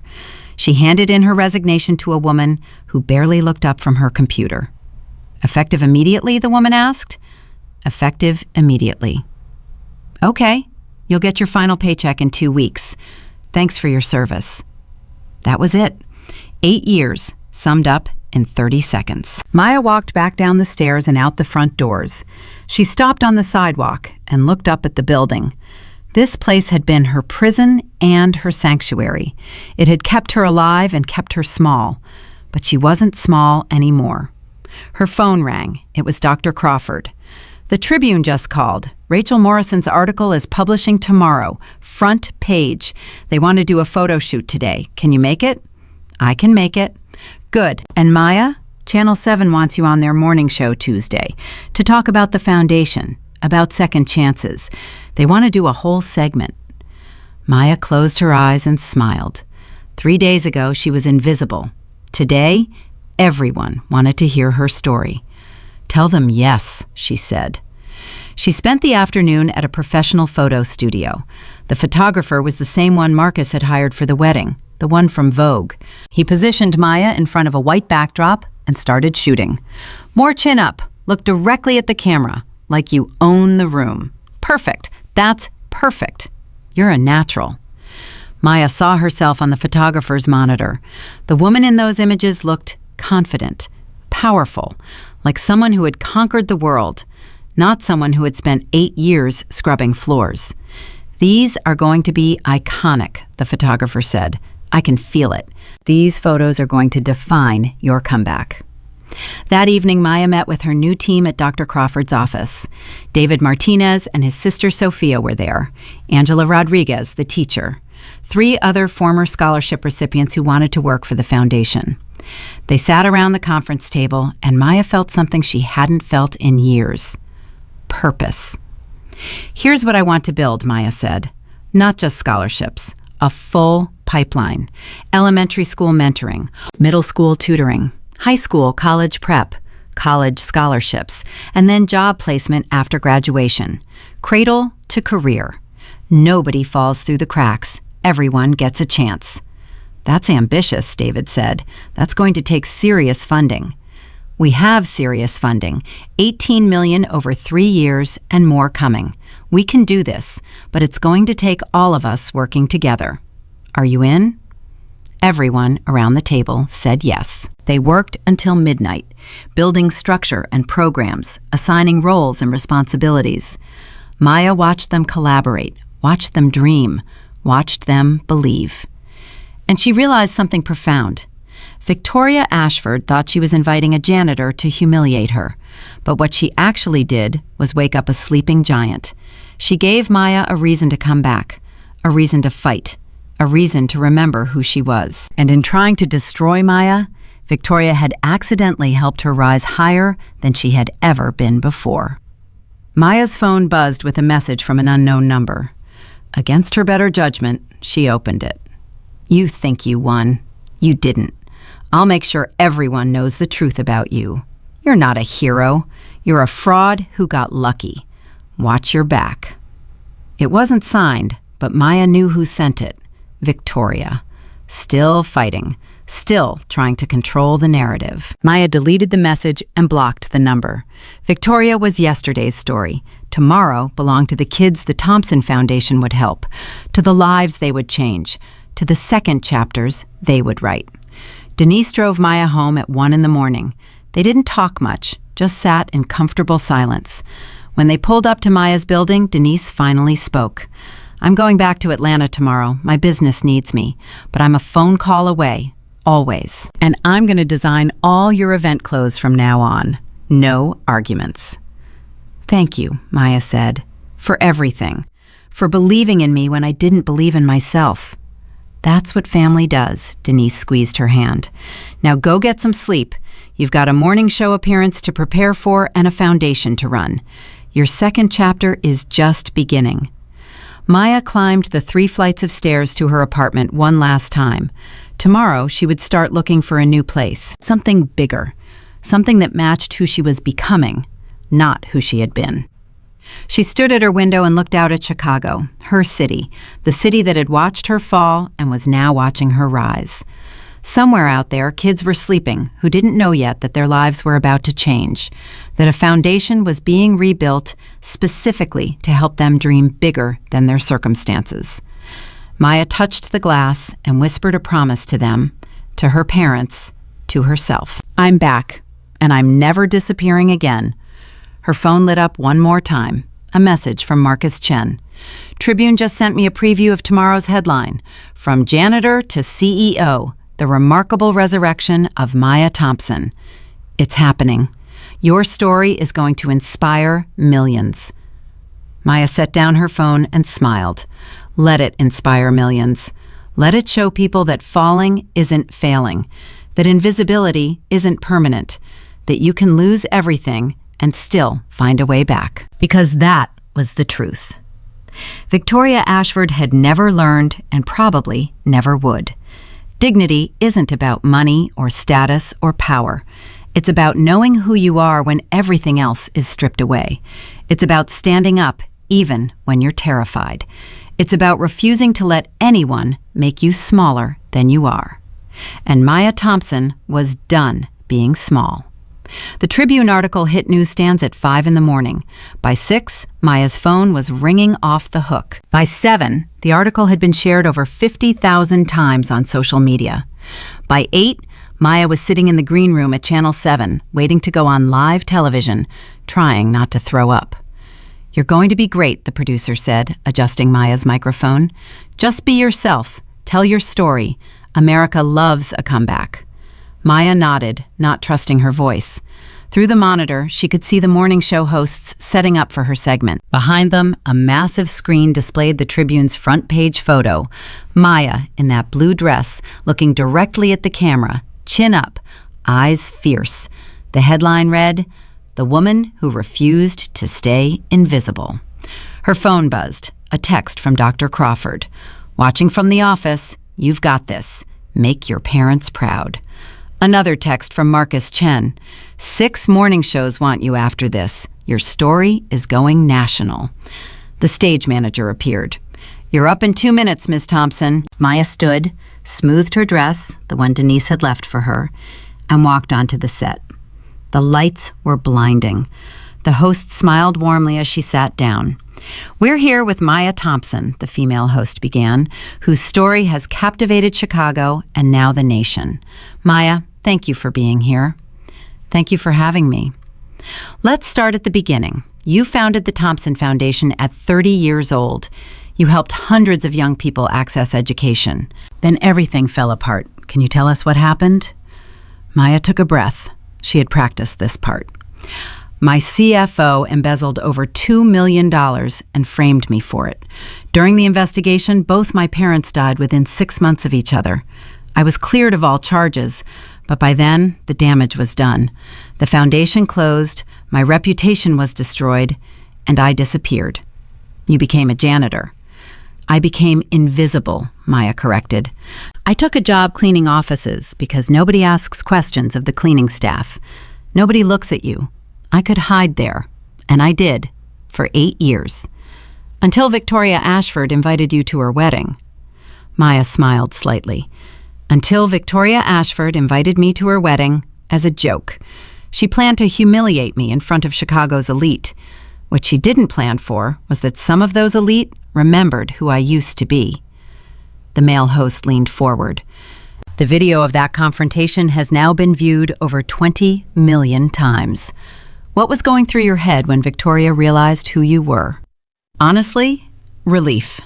For 8 years, I'd been carrying this weight of shame. Shame that I'd failed. Shame that I'd lost everything. But standing there, watching her face change, I realized something. I didn't fail. I survived. And survival is its own kind of success. The interview continued for 12 minutes. Maya told her story clearly, honestly, without bitterness. When they went to commercial break, the female host grabbed Maya's hand. That was incredible. You're incredible. We're getting texts flooding in, people crying, people saying you inspired them. Maya, you're changing lives just by telling your truth. After the show, Maya was mobbed in the parking lot. Not by reporters, by regular people who had watched the segment and waited to meet her. A woman in her 50s pushed through the crowd, tears streaming down her face. I lost my business 3 years ago. Lost everything. I've been cleaning houses ever since, and I thought that was it for me. That was my whole life now.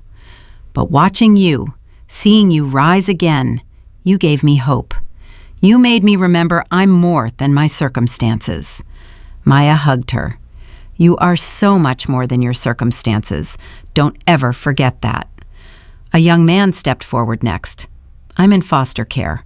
Aging out next year. I thought college was impossible, but I looked up your foundation this morning. You're offering scholarships for kids like me. I'm going to apply, because if you can come back from losing everything, I can start from having nothing. Maya took his name and number. You apply, and you call me personally if you have any trouble with the application. We're going to make sure you get to college. She spent an hour in that parking lot talking to people, hugging strangers, giving out her new business card.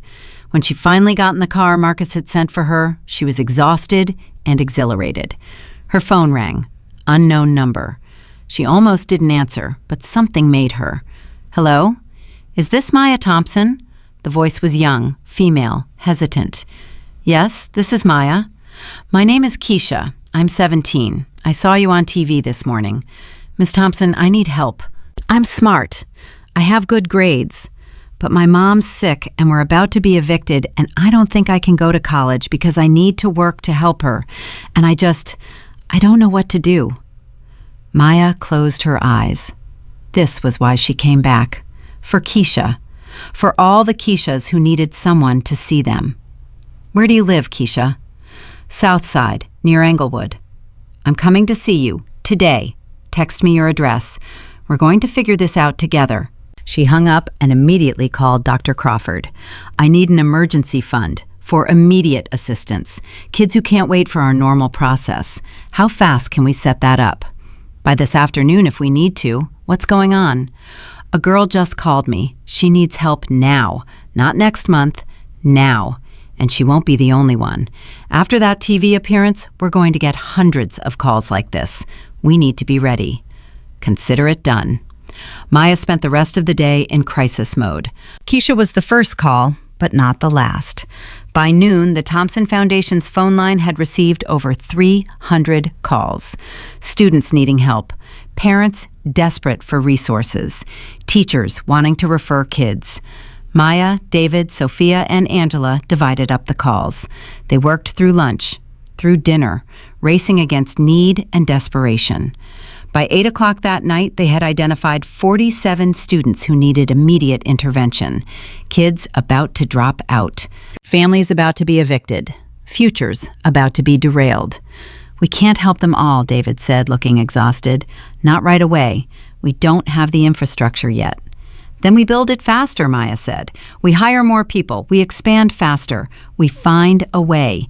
Because every one of those kids matters. Every single one." Her phone rang again. This time it was a number she recognized. Marcus Ashford. "Maya, turn on the news. Channel 5, right now." Maya grabbed the remote and switched channels. Her stomach dropped. Victoria was on television again. But this time, she wasn't alone. She sat next to a lawyer and her expression was hard. "I'm filing a defamation lawsuit against Maya Thompson," Victoria announced. "Her claims about me have damaged my reputation and my mental health. The video from my wedding was taken without my consent and has been used to paint me as a villain. I was having a mental health crisis that night, and instead of receiving compassion, I've been vilified. My lawyer is filing papers tomorrow seeking damages of $5 million. The news anchor looked skeptical. "Ms. Ashford, the video shows you admitting to inviting Ms. Thompson as a joke. How is that defamation?" Context was removed. I was not in my right mind, and Maya Thompson has used my moment of weakness to build a career on my humiliation. That's exploitation, and it's wrong. Maya felt ice spread through her veins. $5 million. A lawsuit. Victoria was trying to destroy the foundation before it even fully launched. Her phone immediately started ringing. Dr. Crawford, Patricia, Marcus Chen, all of them seeing the same thing, all of them panicking. Maya answered Dr. Crawford's call first. "This is an intimidation tactic," he said immediately. "She's trying to scare our donors away, make people think twice about supporting you. Don't let her win." "And what if she does win? What if she actually gets $5 million? "She won't. This lawsuit is garbage, and any judge will see that. But Maya, you need a lawyer, a good one, now." Within an hour, Maya was on a conference call with 3 different attorneys, all offering to represent her pro bono. They all said the same thing. Victoria's lawsuit was baseless. She had no case. But fighting it would be expensive, time-consuming, and exhausting. "Let her file," Maya decided. "We're not backing down. We're not hiding. We're not going to let her intimidation work." That night, Maya released a statement through the Foundation's website. It was simple and direct. "The Thompson Foundation will not be silenced by frivolous lawsuits. Our work continues. Our mission continues. We serve students who need us, and no amount of legal intimidation will change that." The response was immediate and overwhelming. Donations poured in. Not huge amounts, but hundreds of small donations. $20, $50, $100. People all over the country sending what they could afford with messages attached. "Don't let her win. Keep fighting. You inspired me. Now let me support you." By midnight, they had raised over $200,000 in small donations. Grassroots support from regular people who saw themselves in Maya's story. Marcus Chen called at 1 in the morning. "I just pledged another $1 million, specifically to your legal defense fund. Victoria needs to learn that bullying doesn't work anymore." But Maya couldn't sleep. She kept thinking about Victoria's face on that TV screen, the calculation behind the victim act, the way she weaponized mental health language to shield herself from accountability. At 2 in the morning, Maya's doorbell rang. She looked through the peephole and saw someone she didn't expect. Marcus Ashford stood in her hallway, looking haggard and desperate. Maya opened the door. "It's 2 in the morning. I know, I'm sorry, but I needed to tell you something. About Victoria, about the lawsuit." He ran his hand through his hair. "She came to me yesterday, asked me to support her legal case, to testify that you manipulated the situation at our wedding. I refused. Maya, I want you to know that. I refused to help her. Thank you. there's more. Victoria didn't just plan to humiliate you at the wedding. She planned to film it professionally and sell it to reality TV producers. She had meetings, contracts drafted. She was going to make money off your humiliation. When I found out, I took all the evidence to my lawyer. If her lawsuit goes forward, we're countersuing. For fraud, for conspiracy to exploit, for everything. Maya leaned against the doorframe. Why are you helping me? Because I'm ashamed. I married someone capable of that level of cruelty, and I never saw it. Or maybe I did see it and chose to ignore it because it was easier. But I'm done being complicit. I'm done letting people like Victoria operate without consequences. After he left, Maya finally slept. But it was restless, filled with dreams of courtrooms and cameras and crowds. She woke at 5 to her phone ringing. Rachel Morrison from the Tribune. Maya, I need to tell you something. I got an anonymous tip last night. Someone sent me financial records. Victoria Ashford has been running a charity of her own, the Ashford Wellness Initiative. On paper, it helps women with mental health resources. But I've been digging into their finances all night. It's a shell. Almost no money actually goes to services. Most of it pays for Victoria's lifestyle. Spa retreats, she calls wellness seminars. Shopping, she calls retail therapy research. Maya, this woman has been committing charity fraud for 3 years. Can you prove it? I have documents, bank statements, tax filings. It's all here, and it's damning. I'm publishing tomorrow, but I wanted you to know first.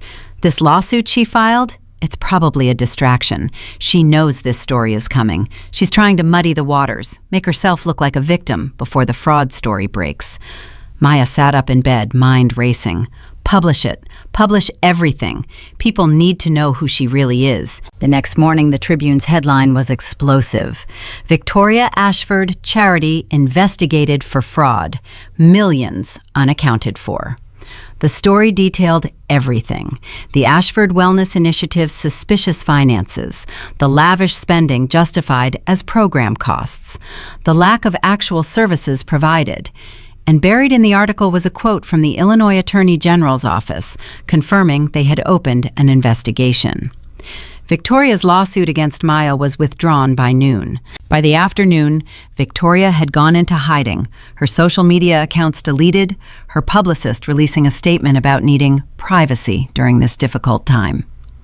Maya watched it all unfold from the Thompson Foundation's new office, a renovated space in the South Loop that Dr. Crawford had found. It was small but functional, with room for her growing team. David and Sophia were setting up computers.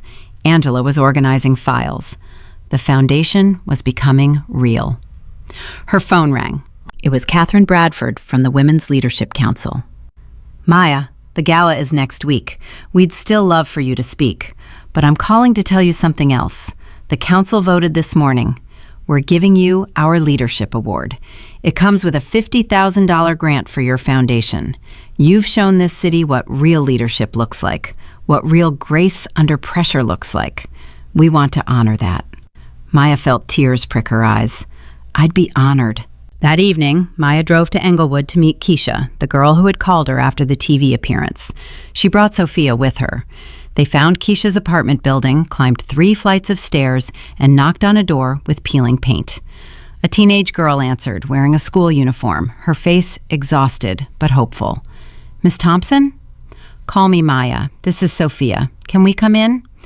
Keisha's apartment was tiny and clean, her mother visible in the back bedroom, clearly unwell. They sat at a small kitchen table, and Keisha showed Maya her grades.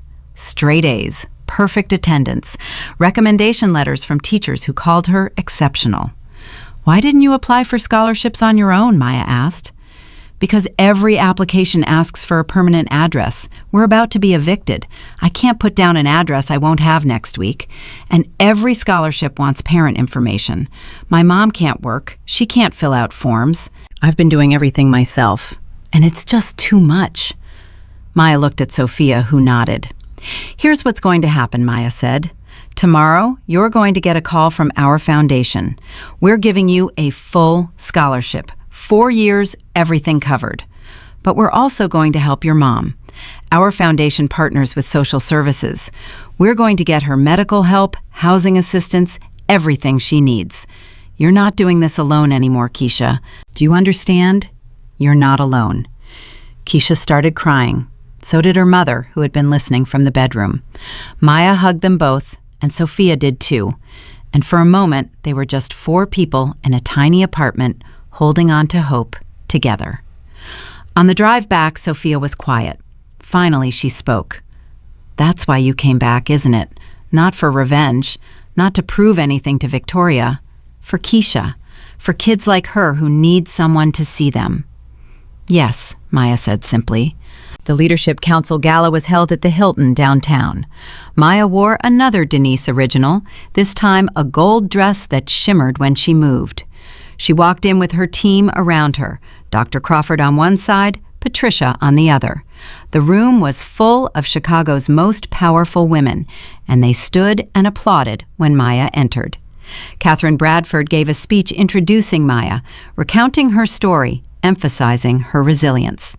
Then Maya walked to the podium and looked out at 200 faces, all watching her, all waiting. "8 years ago, I lost everything," Maya began.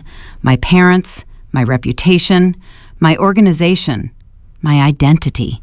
I became invisible. I spent 8 years cleaning floors in a building where people looked through me like I was glass. And I thought that was my life now. I thought that was all I deserved." She paused, gathering herself. "Then a woman invited me to her wedding as a joke. She thought I was nobody. She wanted to humiliate me for entertainment. And in doing that, she accidentally gave me back my voice.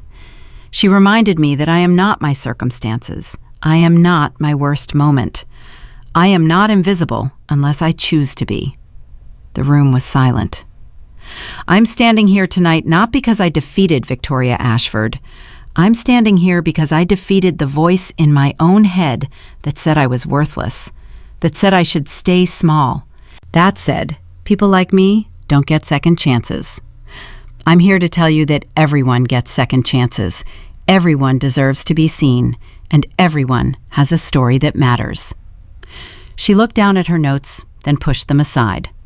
The Thompson Foundation isn't just about scholarships anymore. It's about visibility.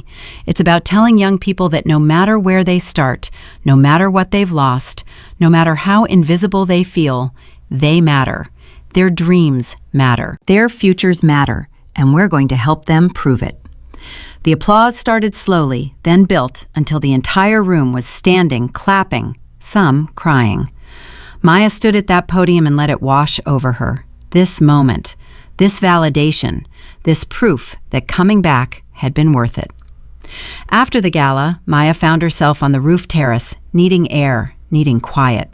The Chicago skyline spread before her, lights twinkling like possibilities. She heard footsteps behind her. Dr. Crawford appeared, holding 2 glasses of champagne. He handed her one.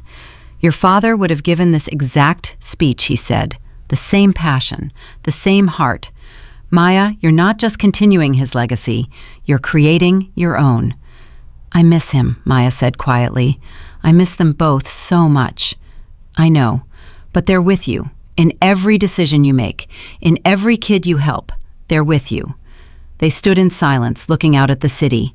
After a while, Dr. Crawford spoke again. "What's next for you, for the foundation?" Maya smiled. "Everything. We're going to help thousands of kids. We're going to change the narrative about who deserves success. We're going to show this city and this country that dignity isn't about money or status. It's about how you treat people when nobody's watching. It's about standing up when it's easier to stay down. It's about refusing to be invisible." Her phone buzzed. A text from an unknown number. She opened it carefully. "Ms. Thompson, my name is Maria. I'm a janitor at a hospital. I saw your story. I used to be a nurse in my country, but here I clean. Tonight, watching you get that award, I decided something. I'm going back to school. I'm going to get my nursing certification here. Because if you can rise again, so can I.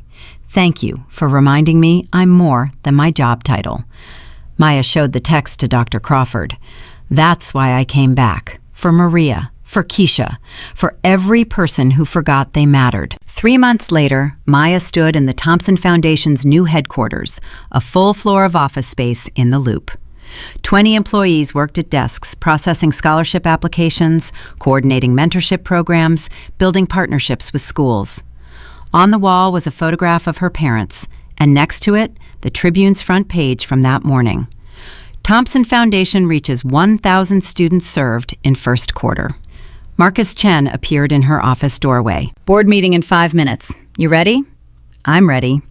The boardroom was full, not just the original members, but new ones, community leaders, former scholarship recipients who had become successful and wanted to give back. And sitting at the far end of the table, representing Ashford Industries' partnership program, was Marcus Ashford. He nodded at Maya with respect. His divorce from Victoria was final.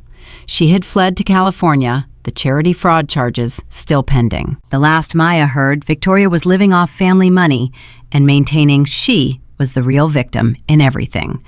Maya didn't think about Victoria much anymore. She was yesterday's story. Today belonged to the students. Dr. Crawford called the meeting to order. They reviewed programs, discussed expansion, planned for the future. When they finished, Patricia stood up. One more thing before we adjourn. Maya, you know that scholarship recipient from this morning, Keisha Williams? She just called. She got accepted to Northwestern. Full ride through our program. She starts in the fall. The room erupted in applause. Maya felt tears streaming down her face. Keisha was going to make it because someone had seen her, because someone had refused to let her be invisible. After the meeting, Maya walked through the office, talking to her team, checking on students, reviewing applications. She stopped at a window overlooking the city. Chicago stretched out below her, massive and complicated and beautiful. Her phone buzzed, a text from Denise. Saw the news about reaching 1,000 students. I'm so proud of you I could burst. Keep changing the world. Love you. Maya typed back, couldn't have done any of it without you. Thank you for reminding me who I was.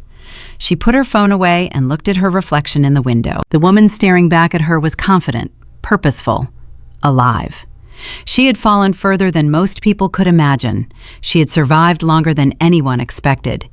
And she had risen higher than even she had dared to hope. Victoria Ashford had invited a janitor to her wedding, as a joke. But the joke was on Victoria, because that janitor was a queen who had forgotten her crown, and the invitation, meant to humiliate, had become the catalyst for remembering. Maya Thompson had spent 8 years invisible, but now she was the most visible person in Chicago nonprofit circles. Now her name opened doors. Now her story inspired thousands. Now her work changed lives every single day. She had lost everything and found something better. Not just success, not just vindication, purpose. Because dignity is not given. It is not inherited. It is not purchased. Dignity is chosen. Every day, in 1,000 small decisions, dignity is chosen. And Maya Thompson had chosen it. In a wedding dress meant to mock her, she had chosen it. In a lawsuit meant to silence her, she had chosen it. In every moment since, she had chosen dignity. And that choice had changed everything. Not just for her, for Keisha, for Maria, for thousands of others who needed someone to see them, to believe in them, to remind them that invisibility is not permanent and falling is not failing. Victoria Ashford wanted to make Maya Thompson a joke. Instead, she made her a legend.